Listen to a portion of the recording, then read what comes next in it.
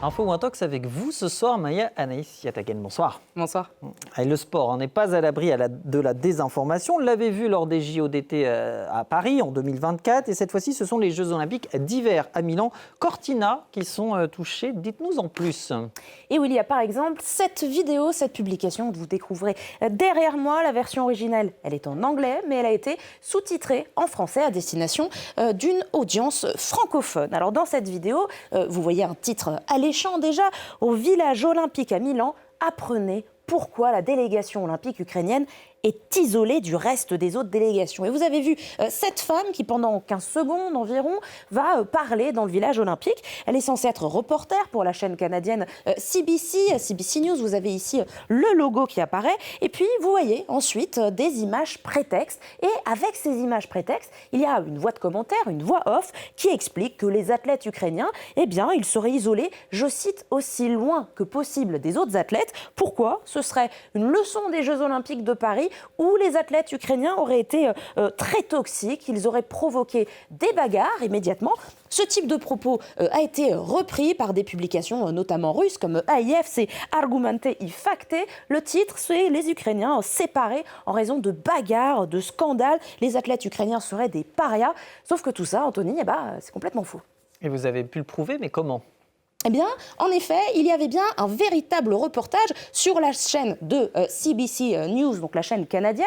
Vous reconnaissez la même reporter qui est en train de parler anglais dans le village olympique. Mais au cours de toute cette vidéo qui est disponible sur la chaîne YouTube de CBC, eh bien, vous n'aurez jamais les images prétextes et vous n'aurez jamais les pseudo-informations selon lesquelles l'Ukraine serait isolée des autres délégations. Il n'y a d'ailleurs aucune trace de mauvais comportement de la délégation ukrainienne, ni à Milan-Cortina, ni à Paris en 2024. Au contraire, l'Ukraine a beaucoup communiqué sur cette délégation qu'ils ont envoyée cette année. 46 membres, c'est la délégation la plus importante envoyée aux Jeux Olympiques d'hiver depuis ceux de Vancouver en 2010. Et donc ces 46 athlètes, eh bien, toute leur vie est documentée sur les réseaux sociaux et notamment leur installation dans leur quartier au sein du village olympique. Ils sont d'ailleurs au même étage que la délégation espagnole. Et à noter, il y a aussi des athlètes russes, mais qui ne participent pas sous la bannière russe. La Russie est interdite de compétition olympique depuis l'invasion de l'Ukraine en 2022.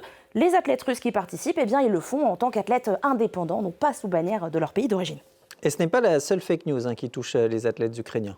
En effet, il y a d'autres publications, comme par exemple celle-ci, qui affirment que l'Ukraine aurait retiré le passeport à des membres de la famille d'athlètes ukrainiens pour les empêcher, je cite, de fuir à travers l'Italie. Les passeports auraient été confisqués. Et ça, vous le voyez, même système. Il y a une vidéo qui semble être celle d'un média. Le média, c'est un média indépendant russe qui s'appelle Agentstvo. Sauf que, là aussi, c'est un faux reportage créé de toutes pièces. Impossible de le retrouver sur le site du média russe et impossible de trouver une quelconque confirmation sur une autre source crédible. Et au-delà des athlètes ukrainiens, eh bien, ce sont tous les Ukrainiens qui se retrouvent dans cette propagande anti-ukrainienne liée aux Jeux Olympiques d'hiver. Vous voyez cette vidéo qui a été aussi repérée par nos collègues de NewsGuard qui imite un site de réservation en ligne d'hôtels, d'avions, etc., Booking.com. Et cette vidéo est censée montrer, avertir que des Ukrainiens sont en train d'essayer d'arnaquer des touristes qui viennent à Milan-Cortina. Mais cette vidéo,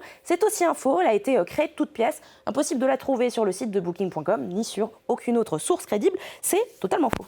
Et ce n'est pas la première fois que ça arrive. Est-ce qu'on a une idée de qui se cache derrière tout ça ?